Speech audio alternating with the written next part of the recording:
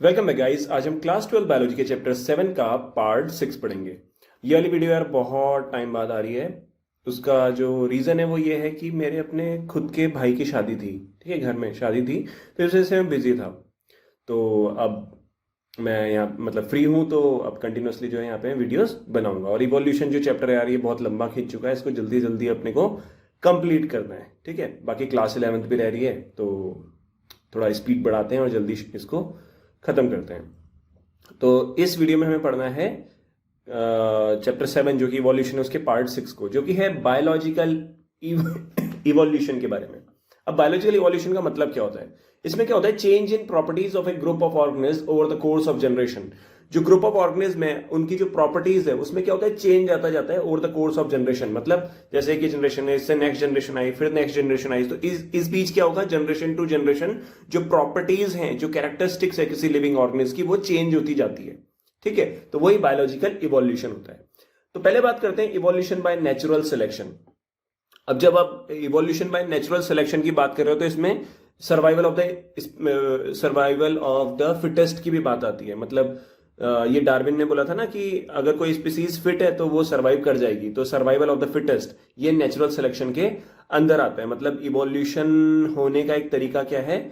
Natural selection, और natural selection में आ जाता है सर्वाइवल ऑफ द फिटेस्ट। मतलब जो फिट स्पीसीज है वही आगे बढ़ेगी और जो फिट स्पीसीज नहीं है वो खत्म हो जाएगी।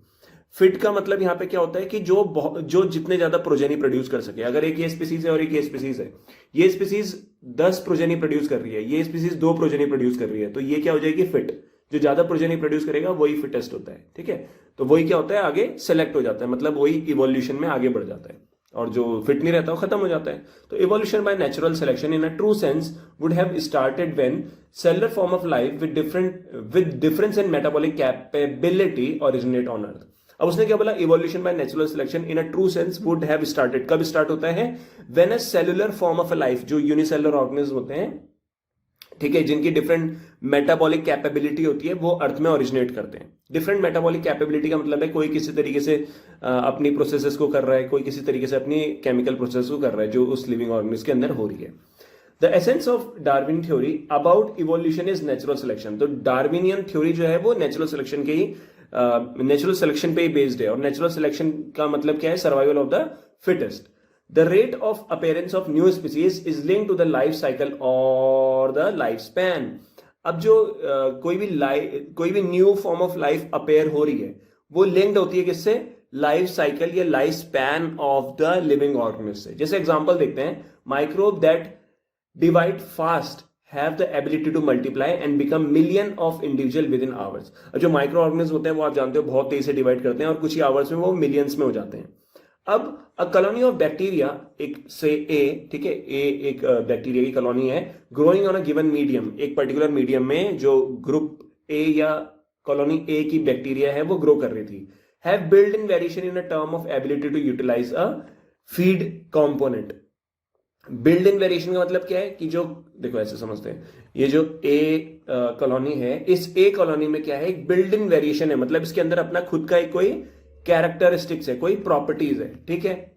और वो क्या कर रहा है? उस मीडियम में जो भी उसका न्यूट्रिशियस मीडिया है उसको वो यूटिलाइज कर रहा है और वो ग्रो कर रहा है, ठीक है ना। बात समझ रहे हो? कल्चर प्लेट है, इस कल्चर प्लेट में क्या हो रहा है? ये जो बैक्टीरिया की कॉलोनी है ए क्या कर रही है? ग्रो कर रही है, और ये क्या कर रही है? यहां से न्यूट्रिशन को यूटिलाइज कर रही है और अपना ग्रो करती जा रही है। अ change in the medium composition would bring out only the part of the population say B that can survive under the new condition। अब क्या हुआ? हमने क्या किया? यहाँ पे जो मीडियम था, ठीक है, उसमें क्या कर दिया? हमने चेंज कर दिया। अब चेंज करने से क्या हुआ? अ change in medium composition would bring out only that part of the population that can survive under the new condition. अभी क्या है? पहली कंडीशन में एक मीडियम था, हमने क्या कर दिया? उस मीडियम में थोड़ा चेंज कर दिया, तो थोड़ा चेंज कर दिया तो वो मीडियम सेकंड हो गई, ठीक है। वो मीडियम हमने चेंज कर दिया तो कंडीशन थोड़ी चेंज हो गई। अब क्या हुआ? जो ये ए पॉपुलेशन थी, इसमें से कुछ जो बैक्टीरिया हैं वो तो नई कंडीशन में सर्वाइव कर गए। मतलब हमने मीडियम चेंज किया तो कंडीशन चेंज हो गई, तो उस नई कंडीशन में कुछ बैक्टीरिया तो सर्वाइव कर गए और कुछ बैक्टीरिया जो है वो खत्म हो गए। तो जो सर्वाइव कर गए उनको हमने बोला पॉपुलेशन बी, ठीक है, जो कि बेटर सर्वाइव कर पाई न्यू कंडीशन में। In due course of time this variant population outgrow the other and appears as a new species. अब यहां पे क्या हुआ, शुरुआत में ए पॉपुलेशन थी, ए पॉपुलेशन में से हमने क्या कर दिया, अभी मीडियम चेंज कर दिया, तो कुछ ए पॉपुलेशन में कुछ बैक्टीरिया जो है वो नई कंडीशन में सर्वाइव कर गए और कुछ बैक्टीरिया जो है वो खत्म हो गए।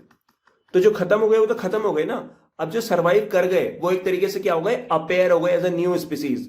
मतलब वो ऐसी बैक्टीरिया यहां पे अपेयर हुए जो कि न्यू कंडीशन में ग्रो कर पा रहे थे। अब आप एक बात को समझो, ए कॉलोनी थी, ए कॉलोनी में हमने मीडियम में चेंज किया, ए कॉलोनी की जो बैक्टीरिया हैं उसमें से कुछ बैक्टीरिया नई कंडीशन में सर्वाइव कर गए और कुछ बैक्टीरिया जो है वो खत्म हो गए। तो जो सर्वाइव कर गए वो अपेयर हो गए, मतलब उन्हीं के अब आगे बच्चे होंगे, वही आगे, मतलब बच्चे क्या, मतलब वही आगे डिवाइड करेंगे और उनकी एक नई पॉपुलेशन क्रिएट हो जाएगी। तो इस तरीके से क्या हो जाएगा, यहाँ पे न्यू स्पीसीज जो है वो क्रिएट हो गई, और ऐसी स्पीसीज क्रिएट हो गई जिसके अंदर क्या है, एबिलिटी है न्यू कंडीशन में सर्वाइव करने की, और जो सर्वाइव नहीं कर पाया वो खत्म हो गया। तो इसी को बोलते हैं सर्वाइवल, वो क्या बोलते हैं, सर्वाइवल ऑफ द फिटेस्ट। ठीक है, जो फिट है वही सर्वाइव करेगा।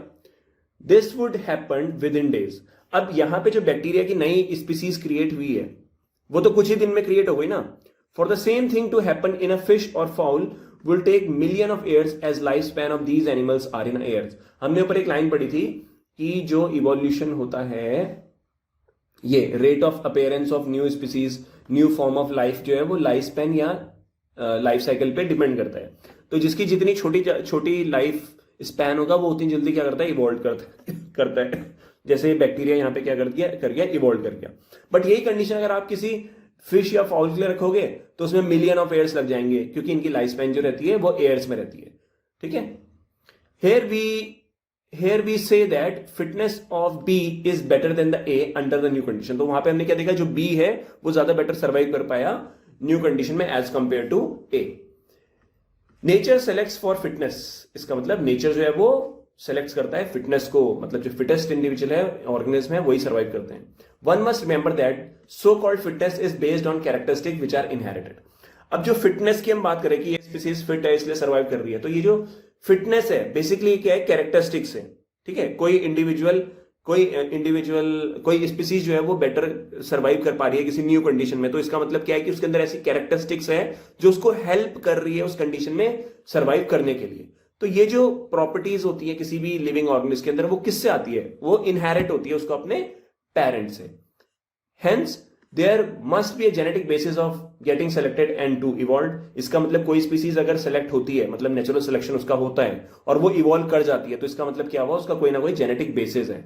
मतलब जैसे बी हमने पढ़ा था ना, यहाँ पे नई जो बन गई है बी, जो बैक्टीरिया की स्पीसीज नई बनी, इसके अंदर कुछ जेनेटिक ऐसी प्रॉपर्टीज होंगी ना जो इसको बेटर सर्वाइव कर पा रही थी न्यू कंडीशन में।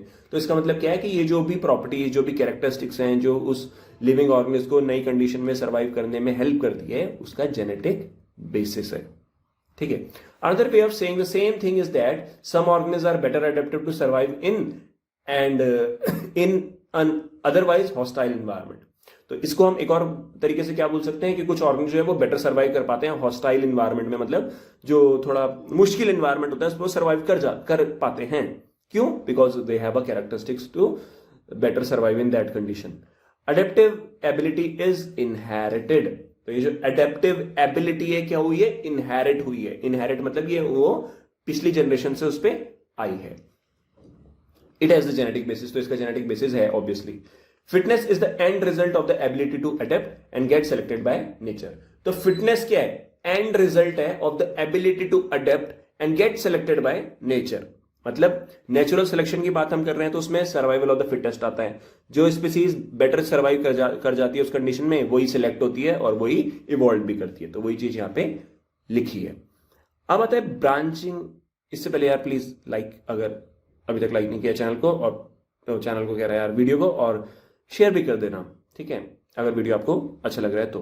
देन आता है branching, descents and natural selection. Branching descents का मतलब क्या है, process of evolving a new species from a single common ancestor. एक कोई सिंगल कॉमन एंसेस्टर था, उससे क्या हो गया, नई नई स्पीसीज जो है वो क्रिएट हो गई। ये हमने एडेप्टिव रेडिएशन ऊपर देखा भी था। ठीक है, तो branching, descent and natural selection are the two key concept of Darwinian theory of evolution. तो ये काफी इंपॉर्टेंट पॉइंट है। जो डार्विनियन थ्योरी ऑफ इवोल्यूशन है उसके दो की कांसेप्ट क्या है, branching, descent and natural selection, जो कि फिगर 7.7 में यहां पे दिखा रखा है और 7.8 में भी दिखा रखा है, जो कि हमने नेक्स्ट वीडियो में पढ़ना है आगे दिया हुआ है वो, ठीक है। देन इसके बाद क्या आता है, हाँ, इवन बिफोर डार्विन, डार्विन से पहले एक फ्रेंच नेचुरलिस्ट है Lamarck, has said that evolution of life form have occurred but driven by use and disuse of organs. जो लेमार्क थे उन्होंने क्या बोला था कि कोई स्पीसीज या कोई भी जो पर्टिकुलर स्पीसीज है वो अपने ऑर्गन्स को कितना यूज कर रही है, कितना डिसयूज कर रही है, इस बेसिस पे क्या होता है, यहाँ पे इवोल्यूशन होता है। जैसे कि इनका ये कहना था कि अगर कोई ऑर्गेनिज्म है, उसमें कोई ऑर्गन है, अगर वो ऑर्गन वो यूज नहीं कर रहा है, ठीक है, स्पीसीज टू स्पीसीज मतलब जनरेशन टू जनरेशन वो ऑर्गन ज्यादा यूज नहीं हो रहा है, तो वो खत्म हो जाएगा, वो ऑर्गन हट जाएगा, और जिस ऑर्गन का ज्यादा यूज हो रहा है वो इवॉल्व कर जाएगा। इसका एग्जांपल हम यहां पे देखेंगे। He gave the example of giraffe who in an attempt of forage leaves on a tall tree has to adapt by elongation of their necks। तो ये एग्जांपल लेमार्क ने दिया था जिराफ का। उन्होंने बोला था कि जो जिराफ है वो कोशिश कर रहे थे कि ऊपर की जो पत्तियां हैं प्लांट की, टॉल ट्रीज की, उसको वो खाने की कोशिश करे। तो इस वजह से क्या हो गया, वो उनमें एडेप्टेशन क्या होगी कि उनकी जो नेक है वो लंबी हो गई ताकि वो ऊपर की जो पत्ते हैं उनको खा सके। As they passed on this acquired character of elongated neck to succeeding generation। अब ये जो elongated neck वाली जो ये कैरेक्टरिस्टिक, ये जो प्रॉपर्टीज है ना, ये क्या हो गई, आगे जनरेशन टू जनरेशन भी इनहेरिट होने लग गई। मतलब जिराफ का जो बच्चा हुआ उसमें भी लंबी गर्दन हुई, फिर उसका भी जो बच्चा हुआ उसमें लंबी गर्दन नहीं हुई। तो इस तरीके से आप कह सकते हो कि ये जो कैरेक्टरिस्टिक है जेनेटिकली फिक्स्ड हो गई, अब ये जनरेशन टू जनरेशन चल रही है। Giraffe slowly over the air come to acquired long neck. तो ओवर द एयर क्या हुआ, जो जिराफ है उसमें लंबी नेक आ गई। अब ये लेमार्क ने ये एग्जांपल क्यों दिया, क्योंकि लेमार्क ने बोला था कि हम किसी ऑर्गन का कितना यूज कर रहे हैं, कितना डिसयूज कर रहे हैं, उसी बेसिस पे इवोल्यूशन होता है। तो उन्होंने जिराफ की गर्दन का एग्जांपल लिया। उन्होंने बोला कि जिराफ अपनी गर्दन का बहुत ज्यादा यूज कर रहा है तो वो इवोल्व कर गई, मतलब वो ग्रो कर गई। Nobody believe this conjectured anymore. कोई भी अभी क्या है ना, इस कंजेक्टर पे बिलीव नहीं करता। कंजेक्टर का मतलब एक्चुअली क्या होता है कि ऐसा गैस है ना जिसका कोई एविडेंस नहीं है, खास एविडेंस नहीं है, ठीक है। Then is evolution a process और द रिजल्ट ऑफ प्रोसेस, ये काफी इंपॉर्टेंट पॉइंट है। इवोल्यूशन क्या एक प्रोसेस है, क्या कोई ऐसी प्रोसेस चल रही है इवोल्यूशन, या इवोल्यूशन प्रोसेस का एंड है?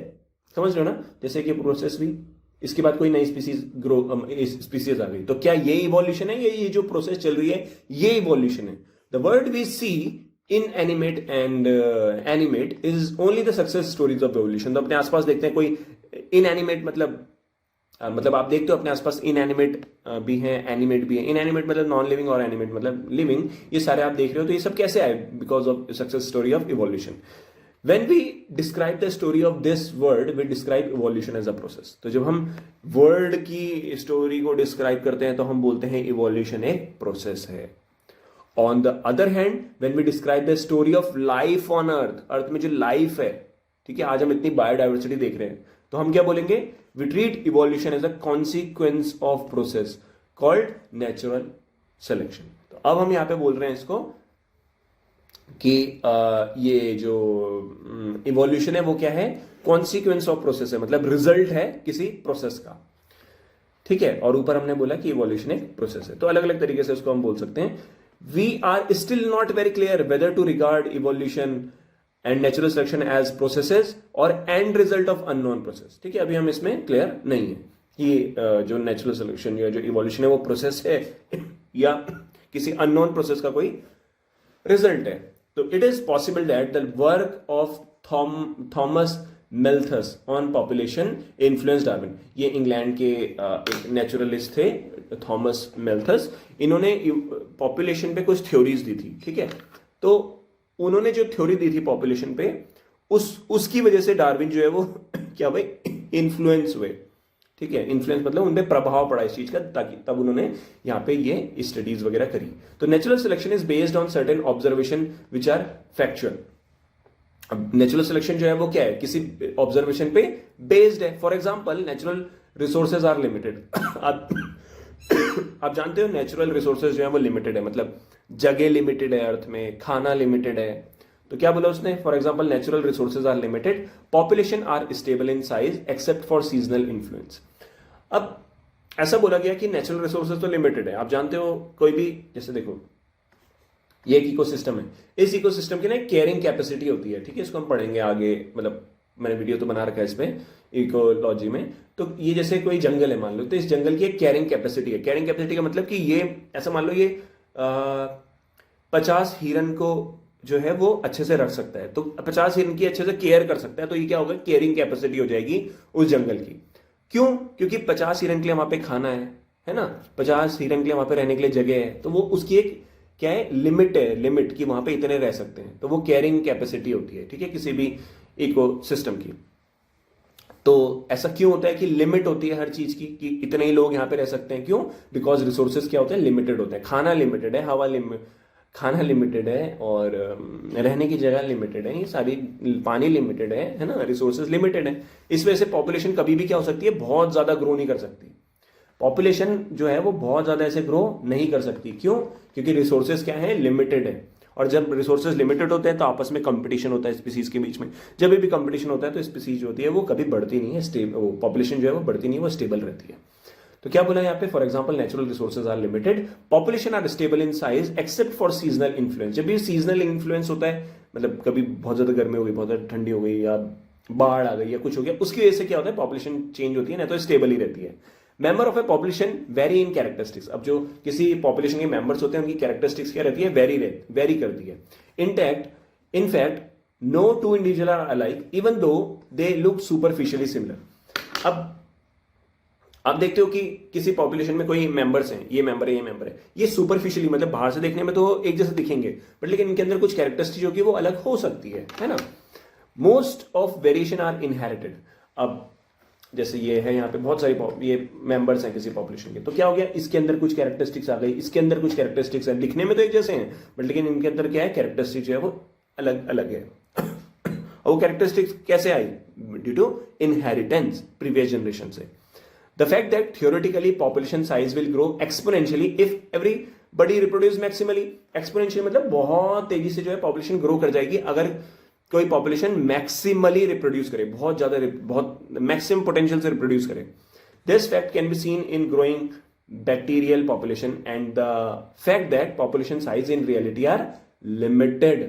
क्या बोला यहाँ पे, आपने देखा था बैक्टीरियल पॉपुलेशन के केस में कि बैक्टीरियल पॉपुलेशन कुछ ही टाइम में बहुत ज्यादा ग्रो कर गई, क्योंकि वहां पे हमने न्यूट्रिशन भी प्रॉपर दिया, हमने वहां पे स्पेस भी जो है वो बड़ा, मतलब देखो ना, ऐसे समझो यार, लैब में हम क्या कर सकते हैं, रिसोर्सेज को अनलिमिटेड कर सकते हैं, बट एक्चुअल नेचर में रिसोर्सेज लिमिटेड है, मतलब अनलिमिटेड नहीं है। यार मैं क्या कर रहा हूँ, एक मिनट, कंफ्यूज मत होना। मैं बात कर रहा हूँ लैब की। लैब में आप देखते हो जो बैक्टीरिया हैं, वो बैक्टीरिया आप ग्रो करा सकते हो, काफी ग्रो करा सकते हो, है ना। अगर खाने की कमी हो गई तो आप खाना उनको फिर से दे सकते हो, अगर जगह की कमी हो गई तो आप स्पेस को बढ़ा सकते हो। तो वहां पे उस केस में रिसोर्सेज एक तरीके से अनलिमिटेड है, बट लेकिन नेचुरली जो रिसोर्सेज होते हैं वो लिमिटेड रहते हैं। तो कोई भी पॉपुलेशन एक्सपोनेंशियली ग्रो नहीं कर सकती है। Means that there has been a competition for resources, और अगर रिसोर्सेज लिमिटेड है तो उनके बीच में कंपटीशन होगा। ओनली सम सर्वाइव, इसीलिए कंपटीशन होगा तो कुछ सर्वाइव करेंगे और grow at the cost of other and that could not flourish. तो कुछ मर जाएंगे, कुछ ग्रो कर जाएंगे, जो ग्रो कर जाएंगे वही नेचुरली सिलेक्ट हो गए, तो इसी को नेचुरल सिलेक्शन बोलते हैं। Novelty and brilliant insight of Darwin was this: he asserted that variation which are heritable and which make resources utilization better for few adapted to habitat better, which enable only those to reproduce and leave more progeny.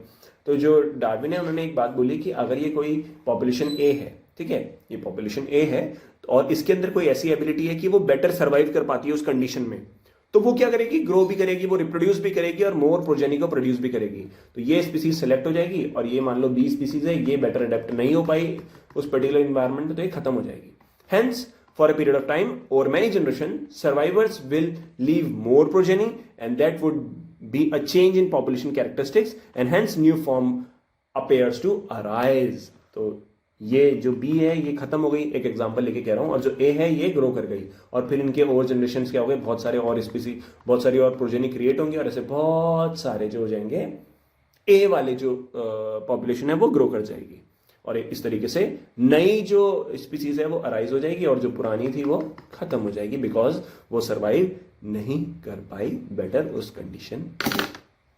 ठीक है, तो इस video में यार इतना ही रहने देते हैं। आई होप ये वीडियो आपको पसंद आया होगा। अगर पसंद आया तो प्लीज लाइक करिए, शेयर करिए एंड चैनल को सब्सक्राइब करिए। And thank you so much for watching NCERT का ज्ञान। Bye bye.